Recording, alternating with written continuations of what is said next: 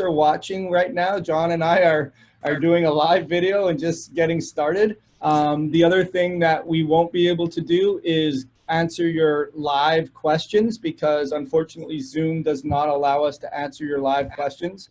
And we'll go back and answer those questions. And the other thing too is if you're watching this on YouTube, make sure that you subscribe to our YouTube channel, Your Genetic Type. And you also make sure that you subscribe to our Facebook page, Your Genetic Type, because we'll be having awesome information there. So John, we're back at it again, right? I'm excited to finally get this going, right? Yeah, it's been a little while. It's been a little while. It's been a while. So we wanted to explain to everyone today, which we got a nice outline for, how your genetic type came about. And I thought the term, the birthing of your genetic type was sort of apropos because we're talking about when you're born with a whole set of genetic susceptibilities. And we found that there's these characteristics that fall into certain categories of people that have certain types of issues. So why don't you give us a little bit of insight onto that, John? Yeah, so, I'm going to actually share my screen here because we got some, information that's going to help guide us through this. But, basically, how this whole your genetic type concept came about was basically just from the things we do day in, day out, working with people that have chronic health issues, and then looking at the genetic component. And what happens is you start seeing a lot of similarities. You start seeing a lot of similarities to the people that have problems detoxifying. You see a lot of similarities genetically with the people that can't recover from adrenal fatigue issues. You see a lot of similarities genetically with people that have a lot of ongoing GI issues where their gut just won't heal, and there's ongoing food sensitivities. And so from that, we really, have really kind of classified through some of the things we've done from research and previous coursework that we did and offered in our MTHFR crash course earlier this year, was that a lot of people kind of fit into certain genetic types. Just like you have a blood type, or if people have a certain body type, you can kind of correlate that to a thyroid type or adrenal type. People have a genetic type, and a lot of times these clusters of genes embedded within these genetic types are big factors that really can kind of narrow things down, and really what it's designed to do is make things more simplistic. And more simplistic and give people a starting point. So it's they don't need to really understand the whole concept about MTHFR and methylation and detoxification. It's they can really, based on their chronic health issues, and basically some further investigation through a questionnaire standpoint, can really kind of classify themselves into one or two of these genetic types. And that really kind of streamlines the process. It really kind of tells them which rabbit holes they have to go down first to focus on from a genetic predisposition to look at, or from a dietary or supplemental standpoint, or a testing side of things.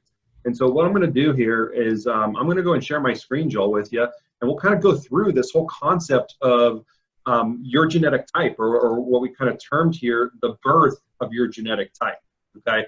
And so this is kind of where we're at, and this is kind of the history of this. And so what we're going to do here for the next maybe 20 or 30 minutes, if that, is just kind of go through how this evolved and let people know that this is something that we've been really working hard on for the past, 3, 4, 5, 6 months, really kind of evolving and putting together. And we're really, really close to launching this here in the next couple of weeks. And this is going to give people insight to be able to have a better understanding of which genetic type they are, and then what the next steps are from there to either investigate with their own or be able to take back to their doctor. So as you mentioned, we're terming this the birth of your genetic type. And if there's anything you want to add, Joel, go ahead, and I'll just kind of work through this. Yeah, no. So I really think what you're saying is, the people that are our audience are ones that have understood that their chronic health condition, and all the different providers that they've been seeing, and the plateauing of their health, that there's something that's missing. And they know that potentially, or they've heard that there is a genetic component, and usually that starts with MTHFR. And I think what's happening is you're leapfrogging all the information that you would spend with knowing that there's a genetic component. And when John says we've been working on for the last 3 to 6 months, really he's talking also about the last, say, 8 to 10 years of the evolution that we've gone through of understanding the nuances of what it means to have an MTHFR challenge, and then realize that it just goes so much deeper than that. There's these priorities that if you're not handling, MTHFR doesn't matter. And so what we want to do is, when we realize that, hey, there's people that are suffering with chronic health conditions that can be grouped into certain categories, to simplify the process and explain to them, okay, if you have these problems or these symptoms, with an easy questionnaire to really identify what those are. And then you can then put together, how do I go about fixing it? I mean, I don't want to really, learn how to fish. I just want the fish. And that means, okay, now that I've identified my specific genetic type or types, what are the most important things that I need to do to get better? And that means, like, what tests should I do? What protocols should I apply? What supplements should I use? What supplements should I not use? So that you can use our information and our tools to really get your health back. And that's really what this is about. Absolutely. Absolutely. So, all right, I'm going to go through this, and some of this will be a little redundant, kind of what we talked about here, just like in a brief intro, but I want to kind of streamline this in terms of, like, what your genetic type is and what this whole concept is about, because this is really geared for the person out there that has chronic issues that's just not recovering. And just what we do in practice, we're always the last doctors to the party. A lot of people have been to the traditional routes, or they have seen multiple functional doctors or naturopaths or nutritionists, and there's still some things that are missing. And that's where they kind of turn to, okay, is there a genetic component to this? And so your genetic type component really evolved from basically what we do in practice, and a lot of the research that we've done, behind the scenes, and what we see with our patient populations. And, we both work with people who have chronic health challenges. I know, Joel, you're the adrenal fatigue ninja, and that's your thing. I work with adults and more kids that are on the spectrum that have, a lot of layers to this. And with every single person, there is a genetic component that is a missing piece. And a lot of times you start plugging in and working on those handful of genetic components, then everything else they're doing can really, really take off. And so this genetic type evolved basically from what we do. And it's basically just looking at genetic data, looking at genetic reports all day long, and then realizing, like, in our clinical practices that, hey, most of the patients, not most, pretty much every single patient, I'm able to classify into like one or two of these genetic types that we've kind of created. And pretty much every single time, that is a starting point. That is a starting point in terms of dietary recommendations. That's a starting point in terms of supplements. That's a starting point in terms of, like, the next tests that we maybe got to investigate and look at. And so if I can look at a genetic report on someone, I can basically say, hey, these are the 1, 2, or 3 like biggest stories going on genetically. And it seems like there's a lot of, like, redundancy. So a lot of people have very similar symptoms tend to kind of fall into the same genetic classifications. And so what we did then is we kind of streamlined into, like, okay, well, what does that mean? All right, how do we take that a little bit deeper and classify, all right, what are the genes that go with each one of these genetic types? To really kind of simplify this down for people. Okay. And then obviously through a lot of the research we did and kind of going through this MTHFR crash course that we did, back in the spring, it really kind of evolved, like, as we were putting the coursework together, and we kind of talked about, like, oh, right, hey, there's a genetic type for people, and they kind of classify in this, and that's kind of what we see. We kind of transition from, all right, we know that MTHFR methylation is a big part of it because that falls into some of these genetic types. But to really streamline it and make it more simplistic for just the general person out there that's looking for answers, this is going to be a phenomenal tool and a phenomenal starting point to determine which rabbit holes that they really should consider going down. Okay, so what is your genetic type? So basically, at this point in time, we've classified 7 primary genetic types, and basically that's something that's coming soon. We're probably only a couple weeks away from really rolling this out. So if you're seeing this on Facebook, you're watching this in the replay, as of today, July 2019, we're pretty much August sometime, this is going to become available, all right? And so there's 7 genetic types. It may expand down the road, but right now I'm pretty comfortable saying that, hey, we got a pretty good starting point that most people, based on their chronic health issues, are going to fall into 1 or 2, maybe 3 if they've got a lot going on of these genetic types, and those are starting points. And what it does is it saves them a lot of time, a lot of frustration to kind of put their primary focus investigating that genetic story first above everything else, okay? With one of these genetic types, to try and make it simplistic, what we've kind of done is we've kind of pick and pull the top 5 or 8 genes that are the primary focus, or that are the priorities built into each genetic type. So basically, there's probably anywhere from 50 to 60 genes total that we're looking at as a starting point, and even take that even more simplistic, then is actually streamlining that down to say, okay, if somebody falls into 2 genetic types, then maybe their starting point is really just investigating 10 stories, 10 genes, and how does that play into their chronic health issues. And I'm excited about this because this is what I do in practice. I take, these genetic reports that have thousands and thousands of genes on them and basically start categorizing it down in terms of priorities or layers of the onion. And so basically what we're doing is we're just going to make this available as a starting point to people to be able to take this kind of step on their own to really start classifying things down, okay? So how do you determine your genetic type, all right? And so realistically, your symptoms, your diagnosis, your health concerns, all right, a lot of times that can start the process, okay? That can really start the process to determine which genetic type or types you fall into.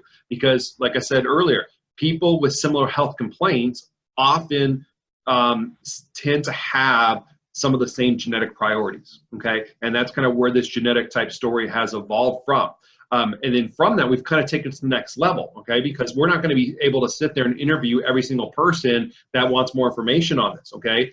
We are working on things like a book that's going to come out, secondary to this. It's going to give more insight in this. But what can somebody do right out of the gate to determine which genetic type they are? And so we've kind of worked diligently on questionnaire aspects, okay? What are some things that you can go through certain questionnaire components that revolve around your health history, and in terms of symptoms that you're experiencing, or some symptoms maybe that you realize you're not experiencing that are players in this, and then be able to score that questionnaire, and then based on what your score is, be able to determine, all right, hey, wow, I am screaming high on these 2 genetic types and everything else is much, much far less in terms of symptom components. That is going to tell you that most likely you are those 1 or 2 genetic types. And now the game plan is investigate those genes, make the dietary shift that revolves around that. These are the nutrients or herbal components that you can possibly consider trying and pulsing, which we'll talk about, or if you've heard us talk about pulsing, you can start doing, as well as what are the tests that is really going to bring home and solidify that, hey, based on that genetic type, it is something that is clinically an issue, and it is something that you have to make sure that you control and have basically an awareness for the rest of your life. Because like I said, this is your genetics. Yes, these genes can turn on and off, but the thing is, if you got chronic health issues, it's very hard to turn them off. It's like you're living on a dimmer switch, okay? So how do you determine your genetic type? Okay, like I said, questionnaires, and these are a couple examples, and we're kind of giving you a little bit of a little sneak peek into some of these genetic types. We're not giving you everything on this because that's something that's going to be coming down as this launches here in the next couple of weeks. But here's some of the questions that we, kind of pulled out for today that are in this whole questionnaire process. And this isn't, hundreds and hundreds of questions. We really kind of solidified to make it really simplistic, but enough that's going to give some insight into help categorize which genetic type or types you are. The first thing is, do you have chronic intestinal inflammation or been diagnosed with an inflammatory bowel disorder, right? Most people that have ongoing digestive issues, yes, it can be things like infections, but the thing is, a lot of it goes back to some genetic factors. And if you've listened to us previously, if you listen to, me do some things with Dr. Joel, and even during our MTHFR crash course that we kind of talked about, and if people's listeners that took that course, you know how big I am on histamine, okay? And the thing is people have reoccurring GI issues or reoccurring leaky gut where the gut will not heal. The number one reason why that is due to histamine, okay? And so this is an issue that if somebody has reoccurring GI issues, they may likely fall into a histamine type based on their genetic predisposition, because genetically they're weak in terms of the genes that can break down histamine so that they are living 24/7 with higher histamine levels, which is basically lighter fluid on the fire in your intestines, okay? The second question that we pulled out of this for today is something like, do you crave carbohydrates for energy? If you're one of those people that is basically, you just need those carbs to be able to fuel your system, there's genetic issues where you could be what we call a weak cellular type. And there's issues that deal with how we take our food and use it for energy sources. And there's specific, what we call solute transport carrier genes. And there's one specifically that is responsible for basically how your body can take carbohydrates and use it effectively. So if you're not using your fats or your proteins for a fuel source, you're going to be craving carbohydrates. Okay, and so those are things that we get into in some of the things a little bit future in this. But if that's something that you do, you could be a weak cellular type.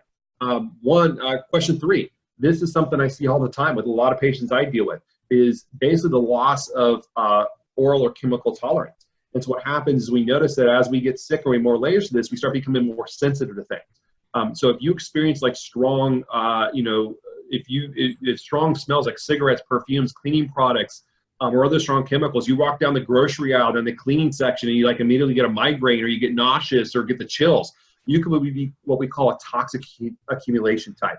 And those are the people that really have a lot of impaired detoxification things genetically. They have impaired glutathione recycling components, and basically they can't get rid of things, and basically they just have stored and accumulated their whole life to the point now where their body is basically saying, I can't take it anymore, and anything that you come in contact with or smell, your body is telling you no, because they can't take any more to the system. And those are people that kind of fall into this toxic accumulation type.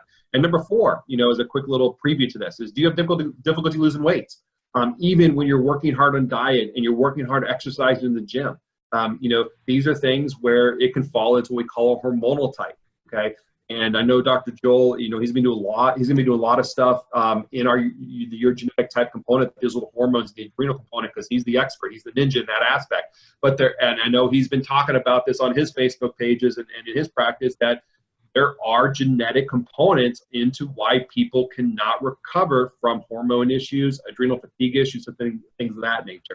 And so those are things that we're going to really, kind of lay out and classify, like what are those genes? If you've got reoccurring adrenal fatigue, or you've got reoccurring thyroid issues, you're not responding to thyroid medications or herbals, whatever it may be, there could be genetic players that are altered that if you investigate that a little bit deeper and start supporting that, all that other stuff you're doing is going to most likely take off and have a different effect on your body and get your health trending in the right direction.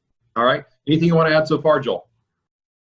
Yeah, no, it's just like a paradigm shift, John, when you think about it, like with the people that, may not have known about the genetics at all, but they've heard of the ancestry testing and 23andMe, or the people that have, you look at these groups, the MTHFR groups and epigenetic groups, and they're looking for answers, and they want to be the doctor because they don't want to be, but they have to be the doctor because none of the people that they see really understand it. And MTHFR keeps coming up. And really, we've said, like, I love your quote, it's the first, I don't even think it's the first chapter. I think it's the first, 2 pages of the Harry Potter series, and you can't make conclusions on that. So what's amazing about this is it just sort of cuts through the chase, and most importantly, it relates it back to your symptoms. I mean, that's what we're talking about here, is like, how's it showing up? Like, some people that have MTHFR or don't have MTHFR have so many different types of symptoms that the other person doesn't have.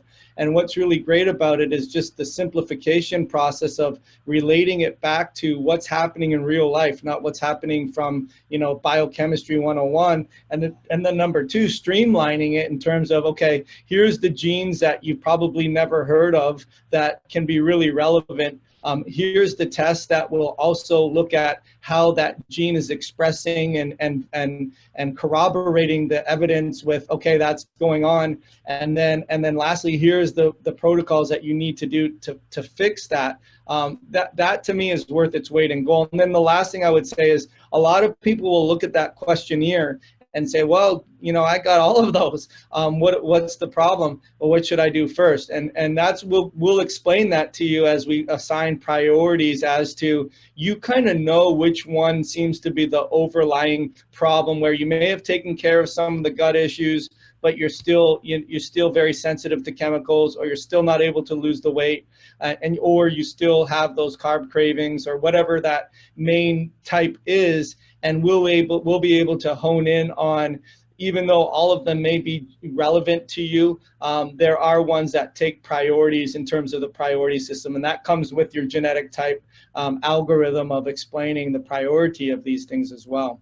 Yeah, and all that stuff, like I said, that stuff that's going to be available here in the next couple of weeks for people to be able to take, be able to get these questionnaires, take it, score it, and then, have some answers and follow up in terms of, all right, what's your next steps, and basically be able to kind of hold their hand through some educational series is to really kind of understand what genetic type there are. And like I said, if people, are scoring high in every single one, like what is the fallback genetic type that kind of comes with that? Okay. So they don't have to like sit there and now they got to investigate like 60 genes because they scored high. So, great point on that, Joel. So, so how do we determine, your genetic type and how does that help you? Okay, that's the biggest thing. Like I said, if we want to be able to streamline this, and the thing is a lot of feedback we got from the MTHFR crash course that we did in the spring, which was kind of our first kind of project together, our first kind of launch.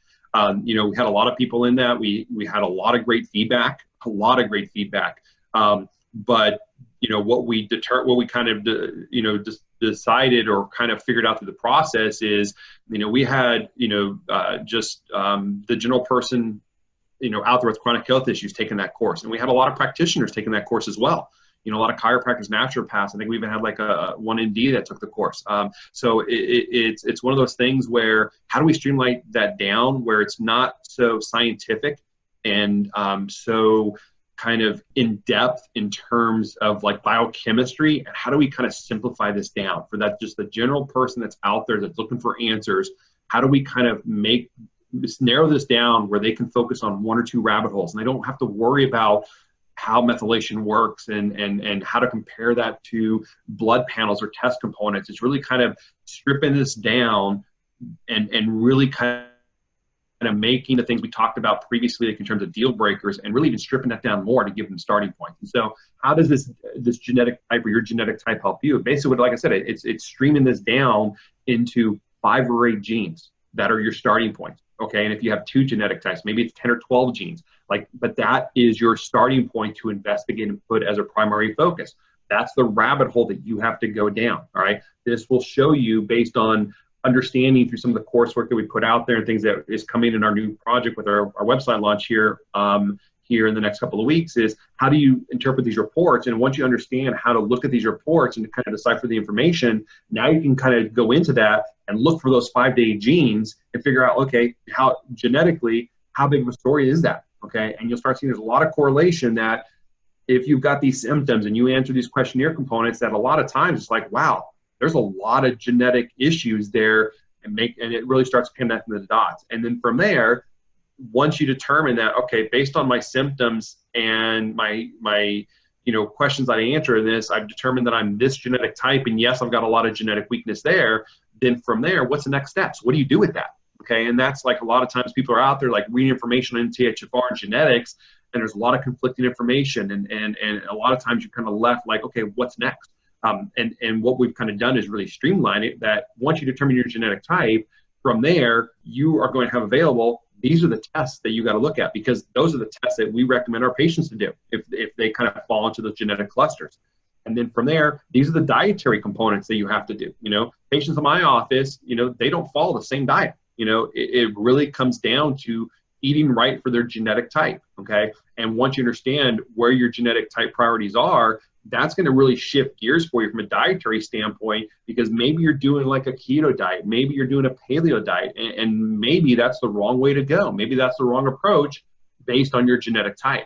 And then the second part of this is giving you a list of nutrients, giving you a list of herbal components that you can start considering as support for your genetic type. Okay, and in future things we'll talk about, like pulsing nutrients again, and what are some of those nutrients that are red flags that maybe you want to consider working with a healthcare practitioner before you do or start supplementing those things. But then what are some of the things that are pretty safe you can start doing to say, all right, yes, this is affecting my genetic type, and hey, things are trending in the right direction, and I'm starting to feel better. Okay, so your genetic type coming soon. Stay tuned. Okay, literally, we are probably a couple weeks away from this actually becoming launched and ready to go. In the meantime, like Dr. Joel mentioned in the beginning, you can follow us on Facebook, YouTube, Instagram at Your Genetic Type. Okay, like us, follow us there. And that way you're going to be kind of right in the midst of things as this information becomes available. And it's something that you're going to want to definitely tap into. You're definitely wanting to investigate a little further, especially if you've got chronic health issues, and especially if you've already had genetic testing done. You've already done a 23andMe, or you've done something else that gives you some of these genetic, mutations, because you're going to be able to take the information from your genetic type information we put out there and be able to kind of look at that data and really be able to kind of start taking things and start simplifying the things down and take a lot of the confusion out of this genetic world.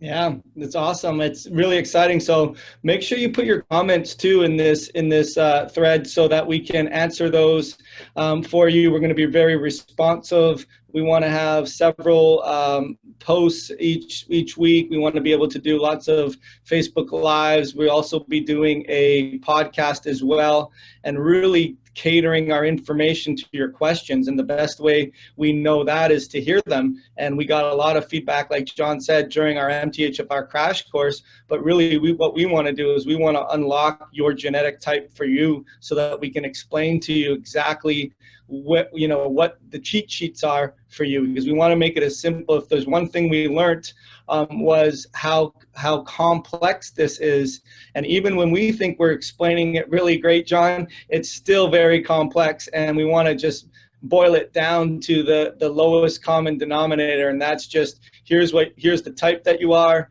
here's the test that you do, here's what supplements that you potentially take, here's the best appropriate diet for or here's the best eating plan for your genetic type, and most importantly is getting back to the life that you deserve. And that's been our not so much mission statement, and look forward to providing value for you guys. So anything else you want to add, John?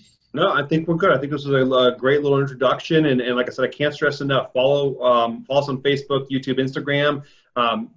There's not a whole lot there yet, but there's going to be a whole lot more coming, and you want to be in the know when this launches, and because it is something that, like I said, clinically we do every single day with patients, and it really can kind of streamline things down for you and can really, really be life-changing and help you get your life back. And like I said, like you said, Joel, this is what it's all about, is helping people recover from these chronic health issues and have a better understanding of how to take some of these things back into their own hands.